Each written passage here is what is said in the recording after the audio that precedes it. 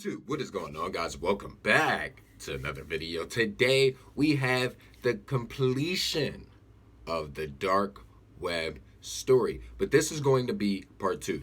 Deposit your soul coins and let's get started into today's short story.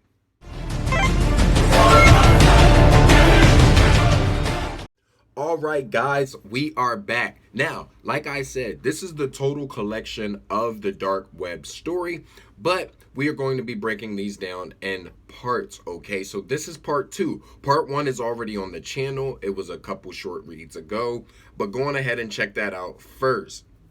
Let's hop right into it. Richard stood frozen, staring at the webcam, watching him. Answer me. The voice said on the phone. I'll do what you want, Richard said. Good. Now walk into the kitchen. Richard walked through the door, which connected the living room with the kitchen. He walked up to the kitchen counter, which had an electrician's ID laying on top. The photo looked just like his passport image. However, the name was different. There was also a man's overalls spread over a chair. Put the overalls on and put the ID around your neck.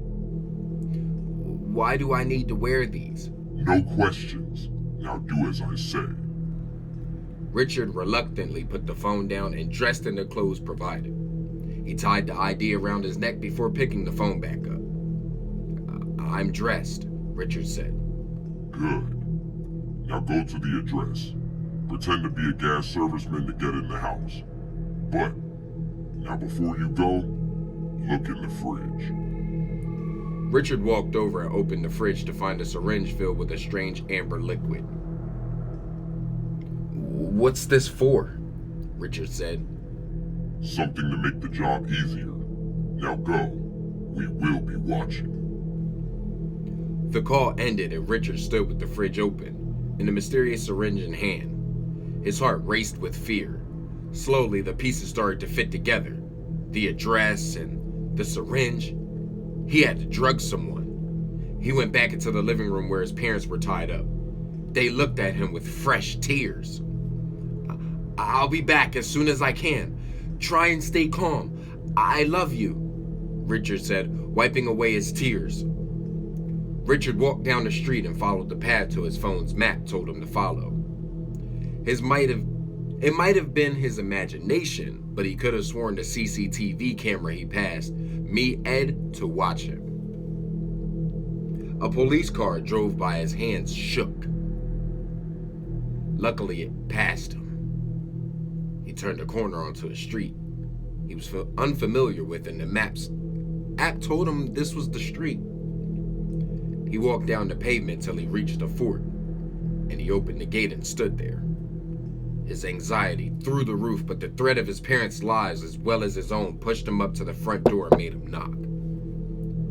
Thoughts rushed around his head, trying to form a sentence. The door opened.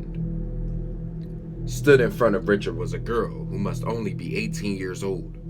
Her face matched the photo he was given, down to her facial expression. Hello? Can I help you? She asked. I need to check your gas meter. We've had reports of leaks in the area, Richard said. Oh, you better come on in then. She opened the door for him and stood to the side. Richard stepped inside. The girl shut the door behind him. The hallway was neat with hooks for coats and a stand for shoes. He could tell her parents must have money by how neat everything was. Gas meter is down that corridor and it's the first cupboard on the left, she said. She smiled at Richard, and his stomach dropped. She was so kind, he didn't think he could do it. Thank you, Richard said, smiling back. Richard walked along the corridor as instructed and found the cupboard and opened it. The gas meter sat in the little place, but was immaculate as if it was cleaned regularly. His phone rang. Hello, Richard said. I take it you are in the house? The voice said. Yes. Now do as you are told. Inject her with the drug, and we will talk then. But how? The call had ended. Richard took a steadying breath. He reached into his pocket where the needle was, slowly bringing it out and removing the cap that covered the tip. He pushed it up his sleeve and started walking back down the corridor. "Hello?" Richard said. In here. Her voice called from a room to his right. He opened the door and there she was, sitting in a living room with a large TV and 2 white sofas as well as a grand glass coffee table. Is everything alright? She asked. "Yes, no leaks or anything." That's great. Are you okay? Richard was sweating and was visibly pale. The ordeal had made him look like he was in his deathbed. Just a bit dizzy. Here, sit down and I'll get you some water. She got up and helped Richard sit down on the sofa before quickly leaving the room. He sat with his head in his hands, imagining his parents tied up, all alone in a house that would blow up at the push of a button. The girl came back and handed him a glass of water. "Thank you," Richard said. No problem. They must work you to death. Just sit until you feel better, she said. She sat back down with her back half turned to him. This was his chance. He slowly lowered the needle into his hand. When he started to move, the door opened up, and in walked a teenage boy. "Sybil, where have you put the... Who are you?" he said. Richard had quickly shoved the needle back up and without anyone noticing, swapped it into his left hand and he stood up. "I'm Rod. I came to check the meter." "What are you doing sitting down?" he said. He had a funny turn. Now please go. Sybil said. "Where's the power bank?" he said. It's in my room on charge. The teen boy left and Sybil looked back at Richard. Sorry for my brother. Harry is being nosy. How are you feeling? Much better. Great. I'll show you out. She stood up and walked in front of Richard. Here was his moment. In a quick motion, he swung his hand with the syringe quickly into her shoulder, injecting her. She yelled in pain before turning to face him. What the hell did you... She stumbled. Harry!